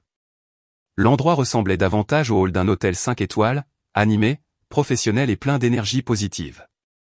Plusieurs jeunes en uniforme soignés, probablement des boursiers, marchaient rapidement avec des piles de documents. Les murs étaient décorés de grandes photographies, Amara serrant la main du président d'une université. Amara inaugurant une clinique rurale. Amara souriant, entouré d'étudiants en médecine admiratifs. Le cœur de Keon se serra. Tout cela. Amara avait construit tout cela à partir de la douleur qu'il lui avait causée. Il s'approcha prudemment du comptoir de réception en bois d'acajou massif coûteux. Une jeune femme amicale lui sourit immédiatement. « Bonjour monsieur. Comment puis-je vous aider? Avez-vous un rendez-vous » Une boule se forma dans la gorge de Keon. La réceptionniste sourit, un sourire professionnel qui ressemblait maintenant à un bouclier d'acier. « Je suis vraiment désolé, monsieur. Sans rendez-vous préalable, je ne peux pas interrompre ces réunions. Si vous souhaitez laisser un message ou... » Je vous ai dit que c'était une urgence de vie ou de mort, cria Keon. Sa voix devint désespérée. Ses mains commencèrent à trembler violemment, et il dut les cacher dans les poches de sa veste. Plusieurs personnes dans le hall commencèrent à se retourner. La réceptionniste parut un peu nerveuse. Sa main faillit atteindre le téléphone pour appeler la sécurité. Quel est tout ce remue-ménage? Une voix calme, profonde et très familière se fit entendre en provenance d'un ascenseur privé dans un coin du hall. Keon se figea. Il reconnut cette voix. Il se retourna lentement. Là, se tenant debout dans un costume gris coûteux et parfaitement taillé, se trouvait l'avocat Silas Washington, l'avocat d'Amara. Son visage restait calme, mais le regard derrière ses lunettes coûteuses était maintenant beaucoup plus acéré. Il ne ressemblait plus à un petit avocat défendant une épouse opprimée. Il ressemblait à un conseiller juridique d'entreprise de haut niveau. L'avocat Washington regarda Keon. Il n'y avait aucune surprise sur son visage, seulement une observation froide. Il s'approcha. « Monsieur Sterling, je ne m'attendais pas à ce que nous nous rencontrions à nouveau, surtout pas ici. » Keon déglutit. Sa honte se mélangeait maintenant à la peur. « Avocat Washington, vous souvenez-vous encore de moi ?» L'avocat Washington sourit légèrement. « Oh, je n'oublie jamais un client potentiel qui aurait pu me rapporter 500 000 $. Et je n'oublie jamais quelqu'un qui a raté cette opportunité. » Il regarda la réceptionniste. « Tout va bien, Mina. Je vais m'occuper de ce monsieur. » L'avocat Washington fit signe à Keon de le suivre vers un endroit plus privé, une salle d'attente avec des canapés en cuir confortable. Keon s'assit sur le bord d'un canapé, son corps rigide. L'avocat Washington commença, assis confortablement en face de lui et croisant les jambes. « Qu'est-ce qui amène monsieur Sterling ici après plus d'1 an? Ne me dites pas que vous avez changé d'avis au sujet des 500 000 $ et que vous voulez les rembourser, n'est-ce pas? » Non, interrompit Keon rapidement. Ce n'est pas ça. Je suis malade, conseiller. Je suis gravement malade. Je sais, répondit l'avocat Washington sèchement. Keon halta. Comment le savez-vous? L'ami de mademoiselle Nema, mademoiselle Nia, l'a appelé hier soir. Après avoir reçu votre texto, elle lui a tout raconté sur la maladie auto-immune et le besoin de 1,8 million. Mademoiselle Nema m'a demandé de vous rencontrer si vous vous présentiez ici de force. Keon fut choqué. Donc Nia avait informé. Amara savait qu'il viendrait. Tout cela était préparé. Il se sentait comme un rat dans un piège. Alors où est Amara? Murmura Keon. L'espoir se mêlait à la peur. Va-t-elle m'aider? N'est-ce pas? Oui, elle. Elle se soucie encore. L'avocat Washington ne répondit pas, se contentant de regarder Keon avec une expression illisible. Puis il tendit la main vers la table basse entre eux et prit l'une des brochures épaisses et glacées qui étaient soigneusement empilées. C'était la brochure officielle de la Fondation Nema. L'avocat Washington ne dit rien, se contentant de faire glisser la brochure vers Keon. La main de Keon, tremblant violemment, prit la brochure et l'ouvrit. Sur la 2e page, la vision et la mission de la Fondation étaient clairement détaillées. Et sur la 3e page se trouvait son programme principal, la bourse scolaire Bacon, financement complet de l'éducation et couverture des frais d'opération chirurgicale d'urgence pour les étudiants et les professionnels de la médecine exceptionnelle. Tout était là, noir sur blanc. Keon leva les yeux et fixa l'avocat Washington avec des yeux suppliants. Conseiller, ce programme signifie qu'Amara va m'aider, n'est-ce pas? L'avocat Washington se pencha en arrière dans le canapé. Il regarda Keon pendant longtemps avant de finalement parler d'une voix calme et glaçante. Il est vrai que mademoiselle Nema a fondé cette organisation pour aider les gens, mais monsieur Sterling, ce programme a une procédure. Quelle procédure? Je ferai tout ce qu'il faut. L'avocat Washington sourit légèrement. Bien. Alors retournez à la réception. Pourquoi? Demanda Keon, confus. Pour récupérer un formulaire, répondit l'avocat Washington. Le formulaire de demande pour les bénéficiaires de l'aide médicale. Vous devrez le remplir complètement. Joindre un certificat d'assistance sociale, bénéficiaire délivré par votre agence locale de services sociaux, un état de vos dettes, le diagnostic officiel du docteur Avery, et bien sûr, une lettre de recommandation. Ensuite, notre équipe examinera si vous remplissez les conditions requises. Keon se figea. Certificat de bénéficiaire de l'aide sociale. Le docteur Keon devant se rendre dans un bureau municipal pour demander un certificat de pauvreté. Monsieur Sterling, continua l'avocat Washington, vous n'êtes pas ici en tant qu'ex-mari cherchant la compassion. Vous êtes ici, monsieur Sterling, en tant que demandeur, un suppliant comme des dizaines d'autres demandeurs. Maintenant, allez chercher le formulaire. Keon sortit en titubant du grand hall de la Fondation Nema. Son corps était léger et lourd à la fois, comme si son âme s'était échappée. Dans sa main, il tenait une brochure et quelques feuilles d'un formulaire de demande qui semblait plus lourd que le verdict du docteur Avery. Formulaire de demande pour les bénéficiaires de l'aide médicale. Certificat de bénéficiaire de l'aide sociale délivré par l'agence locale de services sociaux. Ces mots dansaient devant ses yeux de plus en plus flous. Oui, le docteur Keon, dont la photo était apparue dans le magazine interne de santé de l'hôpital, devait maintenant mendier un certificat de pauvreté dans un bureau municipal. C'était un niveau d'humiliation qu'il n'avait jamais imaginé. L'avocat Washington ne l'escorta même pas jusqu'à la porte. Il le laissa partir seul, passant entre les regards curieux des jeunes employés qu'il avait vu entrer avec l'avocat et le voyait maintenant partir avec un visage pâle. Il arriva à son penthouse, qui ressemblait maintenant à une prison de luxe. Madame Sterling l'accueillit immédiatement à la porte. Que s'est-il passé, Keon? As-tu vu Amara? A-t-elle dit qu'elle t'aiderait? Elle t'aime toujours, maman. Es-tu sûr? Keon ne répondit pas. Il se dirigea directement vers la table de la salle à manger et jeta le formulaire de demande sur la table en marbre. Lis-le, murmura-t-il. Madame Sterling prit les papiers. Ses yeux s'écarquillèrent en lisant le titre du formulaire. Qu'est-ce que c'est? Pourquoi dois-tu remplir un formulaire? C'est ton ex-femme. Puis ses yeux tombèrent sur la liste des exigences, certificat d'assistance sociale joint délivré par l'agence locale de services sociaux. La voix de Madame Sterling se fit plus vive. Amara est folle. Elle veut nous humilier. Elle veut nous faire supplier. Elle a réussi, maman, hurla Keon. Sa voix se brisa. Il frappa le mur à côté de lui, mais son poing trembla tellement qu'il se sentit faible. Elle a réussi à me transformer en mendiant. Tu crois que j'ai une autre option? Tu veux que je devienne aveugle? Tu veux que je pousse ton fauteuil roulant dans ce pantouse que la banque va saisir le mois prochain? Madame Sterling se tut. Son visage était pâle. La réalité la frappa sans pitié. Prends ton sac, maman, ordonna Keon froidement. Nous allons au bureau des services sociaux tout de suite. Mais Keon, j'ai honte, se lamenta Madame Sterling. De quoi as-tu plus honte? D'aller au bureau des services sociaux ou de voir les recouvreurs de créances venir te jeter hors de ce pantouse devant tous tes amis du cercle social? Madame Sterling ne put pas argumenter. Avec un corps tremblant, elle s'habilla. Elle mit délibérément de grandes lunettes de soleil et un masque facial, espérant que personne ne la reconnaîtrait. Le voyage au bureau des services sociaux fut le plus humiliant de leur vie. Ils ne pouvaient pas conduire leur Mercedes, dont les taxes étaient en retard. Ils durent prendre un bus de ville qui les déposa juste devant la porte écaillée du bureau municipal. Dès qu'ils entrèrent, tous les regards se tournèrent vers eux. Des employés tapant activement, d'autres citoyens faisant la queue pour l'aide. Ils étaient un spectacle très contrasté. Madame Sterling avec son sac à main de contrefaçon caché, et Keon, le jeune médecin au visage familier, maintenant assis sur une chaise d'attente en plastique orange craquelé. « Et, n'est-ce pas le docteur Sterling des Heights ?» murmura un employé à son collègue.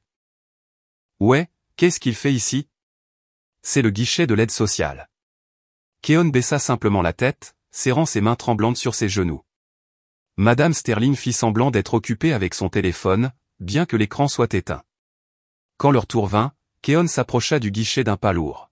« Bonjour monsieur. Comment puis-je vous aider ?»« Je veux demander un certificat de bénéficiaire de l'aide sociale, » dit Keon d'une voix presque inaudible. L'employé leva les yeux avec surprise. « Excusez-moi, monsieur. Pour qui ?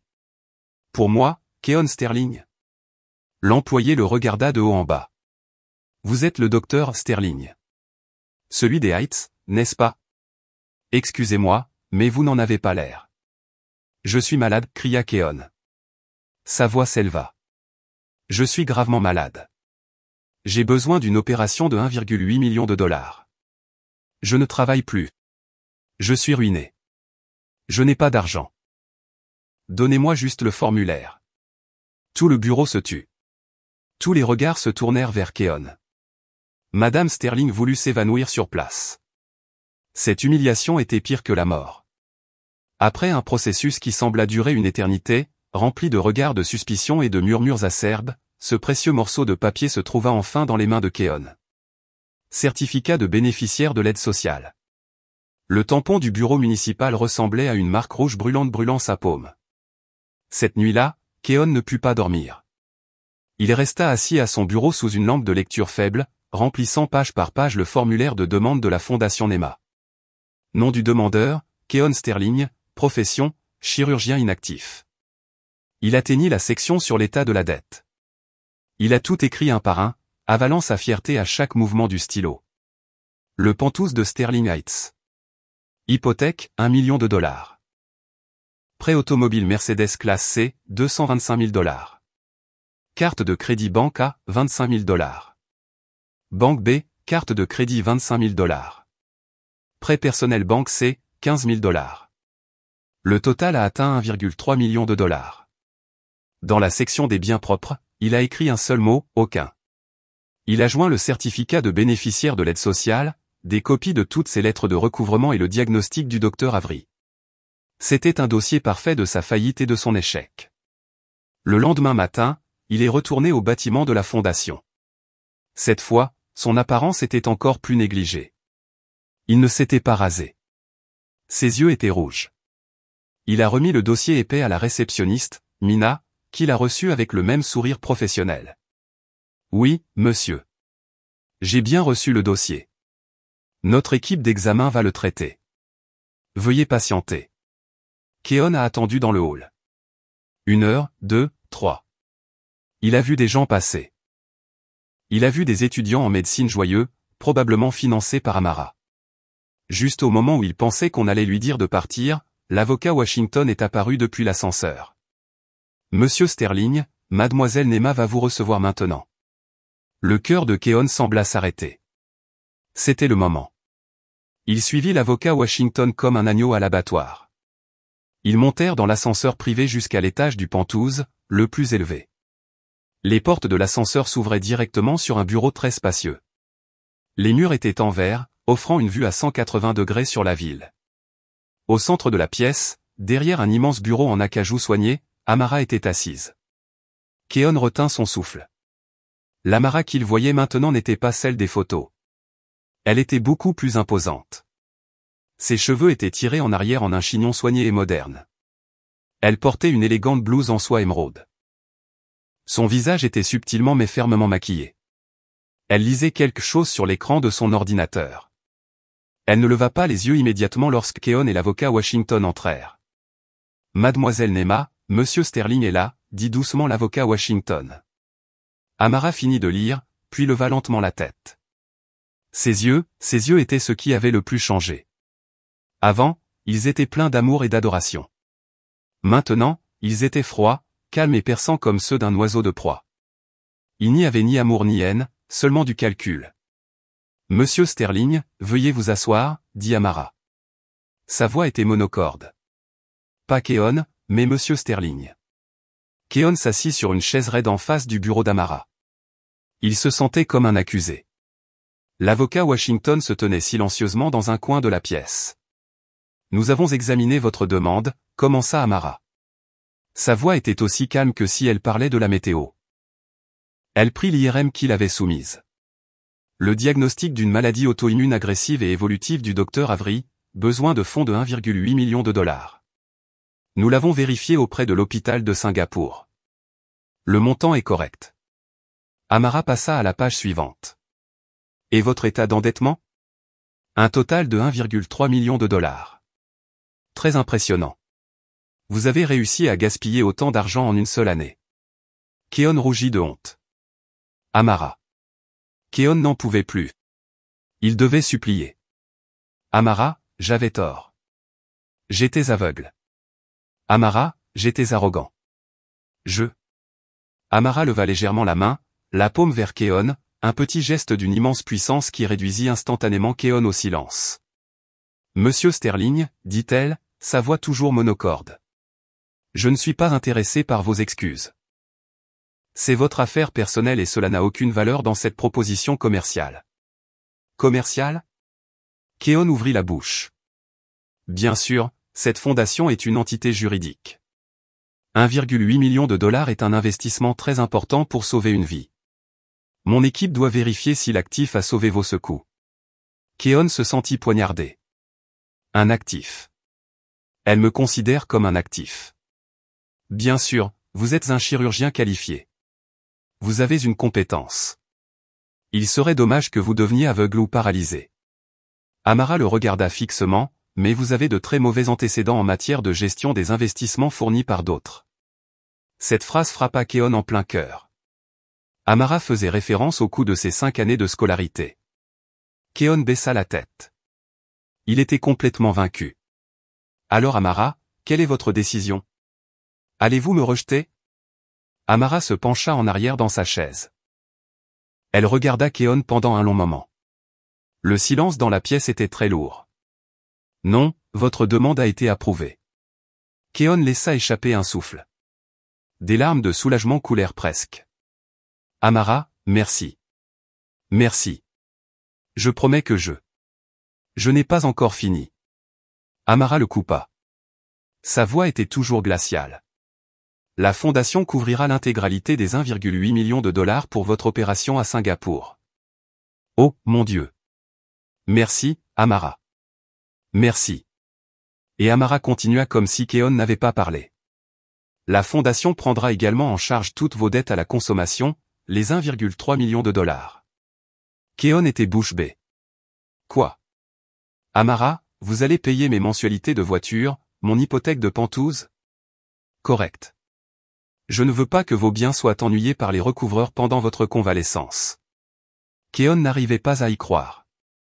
C'était plus que ce à quoi il s'attendait. Amara, je ne sais pas quoi dire. Ne dites rien car ce n'est pas un cadeau, dit Amara. Ce n'est ni de la charité ni de la compassion.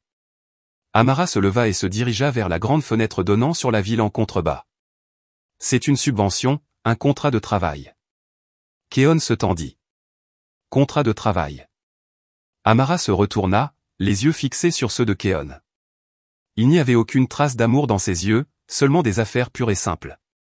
La fondation NEMA investira un total de 3,1 millions de dollars en vous. Après votre rétablissement complet, et vous vous rétablirez, vous ne serez plus l'arrogant docteur Sterling, libre. Vous serez un actif appartenant à la fondation NEMA. Keon regarda Amara avec incrédulité. Un actif appartenant à la fondation. Exactement. Amara se rassit dans sa chaise comme si elle concluait une transaction commerciale de routine. Elle fit un geste à l'avocat Washington. L'avocat Washington s'avança et plaça un épais dossier en cuir noir sur le bureau devant Keon. Lisez-le, monsieur Sterling, dit l'avocat Washington. C'est votre contrat de travail. La main tremblante de Keon ouvrit le dossier. À l'intérieur, il y avait non pas une, mais des dizaines de feuilles de contrat juridique denses, y compris un accord de cession de créance et un contrat de dévouement. Amara commença à expliquer. Sa voix était monocorde et sans émotion, comme si elle lisait un rapport financier. Premièrement, la fondation réglera l'intégralité de votre dette de 3,1 millions de dollars dans les 24 heures. 1,8 million de dollars pour votre opération et 1,3 million de dollars pour rembourser l'hypothèque, le prêt automobile et toutes vos cartes de crédit. Keon déglutit. Deuxièmement, tous les actifs liés à ces dettes. Le Pentouse de Sterling Heights et le véhicule Mercedes Classe C seront saisis par la fondation à titre de garantie. L'équipe de l'avocat Washington s'occupera de l'expulsion demain matin. Vous et votre mère avez jusqu'à ce soir pour faire vos valises. Keon halta. Expulsion? Mais où vais-je vivre? Troisièmement, la fondation vous fournira un logement de base pendant la durée du contrat, une chambre dans la résidence du personnel de notre clinique. Quatrièmement, ce contrat est contraignant. Vous consacrerez votre carrière médicale sous l'égide de la fondation NEMA, en tenant compte du fait que l'investissement total de la fondation en vous est de 3,1 millions de dollars et que le salaire standard d'un médecin dans notre clinique est de 4 500 dollars par mois. Amara prit une calculatrice sur son bureau et tapa en silence. Vous serez sous un contrat de dévouement exclusif avec nous pendant 28 ans. 28 ans. Keon se dégonfla. C'était une peine de prison à vie. Cependant, continua Amara comme si elle lisait dans ses pensées, si vous performez exceptionnellement bien, notre fondation a un programme de libération anticipée pour les actifs d'excellence. Si vous pouvez démontrer un dévouement et un service exceptionnel dans une zone reculée, votre contrat pourrait être révisé. Zone reculée? Murmura Keon. Vous ne pensiez sûrement pas que j'allais vous affecter à un hôpital de luxe à Atlanta, n'est-ce pas, monsieur Sterling? Amara sourit légèrement. C'était le premier sourire que Keon voyait, et c'était le plus terrifiant. Vous serez affecté à notre clinique de service dans une petite ville du delta du Mississippi, à 8 heures de route de la ville. Keon baissa la tête. Il n'avait pas d'autre choix. Signer un contrat de 28 ans dans une ville reculée ou devenir aveugle, paralysé et poursuivi par les recouvreurs en prison. Je vais signer, murmura Keon. Un choix judicieux, dit Amara. Elle lui tendit un stylo coûteux. Keon prit le stylo. Sa main tremblait violemment, à moitié à cause de la maladie, à moitié parce que son sort venait d'être scellé. Il signa chaque page que l'avocat Washington lui indiquait. Bien, dit Amara. Dès que la dernière signature sera terminée, l'avocat Washington vous emmènera à la banque pour ouvrir un nouveau compte au nom de la fondation et préparera votre départ pour Singapour après-demain. Travaillez dur, Dr Sterling. Amara retourna à l'écran de son ordinateur, ignorant complètement Keon comme si la réunion était terminée et que Keon n'était plus dans la pièce. 2 jours plus tard, l'équipe de l'avocat Washington arriva au Pentouse de Sterling Heights. Madame Sterling, qui pensait qu'Amara changerait d'avis et les laisserait rester, cria hystériquement, « Amara, vous êtes méchante. Comment pouvez-vous faire ça? C'est notre maison. Où allons-nous vivre ?» L'avocat Washington montra simplement un ordre de saisie valide. « Je suis désolé, madame. Cette hypothèque a été payée par la fondation. Selon le contrat, cet actif devient la propriété de la fondation. Vous avez 1 heure pour rassembler vos effets personnels. » L'arrogante madame Sterling dut forcer ses vêtements dans une valise tout en écoutant les commérages des voisins du Pentouse. La Mercedes de Keon fut remorquée du garage souterrain. Madame Sterling fut emmenée en taxi dans un petit appartement de location étouffant à la périphérie de la ville, dont les 3 premiers mois de loyer furent payés par la fondation. Après cela, elle devrait se débrouiller seule. Pendant ce temps, Keon subit l'opération à Singapour. Tout s'est bien passé. La technologie des cellules souches a réussi à réinitialiser son système immunitaire. Son processus de rétablissement fut long et solitaire. Il n'y avait pas Madame Sterling pour prendre soin de lui, pas de collègue pour lui rendre visite, seulement une infirmière embauchée par la fondation. 2 mois plus tard, Keon retourna aux États-Unis. Il était complètement rétabli. Ses mains ne tremblaient plus. Sa vision était à nouveau claire, mais il n'était plus un homme libre. Il fut récupéré à l'aéroport par un employé de la fondation. On lui remit une simple chemise d'uniforme avec le logo de la fondation NEMA et il fut immédiatement transporté à la gare routière, un trajet de 8 heures dans un bus ordinaire et chaud, puis un trajet de 2 heures en moto-taxi sur un chemin de terre. Il arriva finalement à la clinique de service, un simple bâtiment blanc au milieu d'une ville entourée de champs de coton. Il n'y avait pas de climatisation, seulement des ventilateurs. Il n'y avait pas d'équipement de haute technologie, seulement un stéthoscope, un tensiomètre et des médicaments de base. L'ancien a de la chirurgie, Keon, devait maintenant traiter la toux, le rhume, la diarrhée et assister aux accouchements avec un équipement de base. Au début, il se sentait furieux, rancunier et humilié. Mais il n'avait pas d'autre option.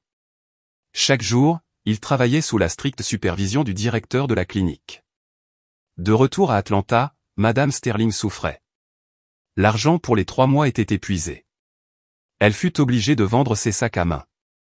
Oui, la même femme qui avait autrefois humilié Amara devait maintenant travailler comme assistante dans un restaurant, à laver la vaisselle, luttant pour survivre. Chaque fois qu'elle voyait le visage d'Amara aux nouvelles à la télévision en tant que philanthrope éminente, Madame Sterling ne pouvait que pleurer dans son petit appartement de location avec un regret infini. 6 mois passèrent, et Keon commença à s'y habituer. Il commença à trouver quelque chose qui manquait dans sa vie, la sincérité. Il voyait les patients de la ville qui étaient simplement reconnaissants pour un examen. Il aida un enfant avec un bras cassé en utilisant des outils de base. Il réalisa que le sens d'être médecin n'était pas le luxe ou le statut.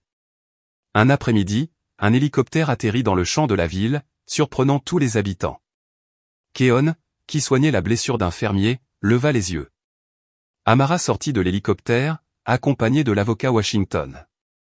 Elle était venue pour une inspection de routine. Amara, vêtue d'une chemise de lin soigné, entra dans la clinique. Elle vit Keon, qui était maintenant légèrement bronzé par le soleil. Sa chemise d'uniforme était trempée de sueur. Amara ne le salua pas personnellement. Elle vérifia les registres d'inventaire des médicaments et les dossiers des patients. Elle s'arrêta devant Keon, qui réconfortait un enfant qui pleurait à cause d'une injection. La main de Keon, qui tremblait autrefois à cause de la maladie et de l'arrogance, était maintenant très ferme et douce alors qu'il tapotait le dos de l'enfant. Leurs yeux se croisèrent un instant. Keon inclina la tête en guise de salutation. « Bonjour, mademoiselle Nema. » Le rapport quotidien des patients est sur le bureau du directeur de la clinique. Amara le regarda pendant un long moment. Il n'y avait plus de colère dans ses yeux, seulement le regard d'un chef vers son employé. « Bon travail, docteur Sterling. Continuez ainsi. Il vous reste 27 ans et demi. » Amara se retourna et retourna à son hélicoptère. Keon regarda l'hélicoptère s'éloigner. Il soupira profondément. Il n'était vraiment pas au niveau d'Amara. Amara était dans le ciel, et il était sur le sol. Amara avait parfaitement gagné. Elle n'avait pas seulement récupéré son argent, elle ne s'était pas seulement vengée. Elle avait pris la vie de Keon, l'avait détruite, puis l'avait reconstruite selon sa propre version. Non pas comme un mari arrogant, mais comme un médecin dévoué. Amara avait réussi à diffuser le bien de la manière la plus douloureuse et la plus juste possible. Une brève leçon, l'arrogance est une dette avec les intérêts les plus élevés. Elle sera perçue quand nous serons le moins préparés. La sincérité, en revanche, est un investissement. Elle sera souvent remboursée au double de la manière la plus inattendue. Avez-vous aimé l'histoire? Et de quelle ville écoutez-vous? Rencontrons-nous dans les commentaires. Si vous avez aimé l'histoire, vous pouvez me soutenir en envoyant un super merci afin que je puisse continuer à apporter d'autres histoires comme celle-ci. Merci beaucoup pour votre doux soutien. J'attends avec impatience vos commentaires sur l'histoire. À l'écran, vous pouvez voir 2 nouvelles histoires de vie que je recommande fortement. Il y a tellement plus sur ma chaîne. N'oubliez pas de vous abonner. À bientôt dans la prochaine histoire de vie. Avec amour et respect.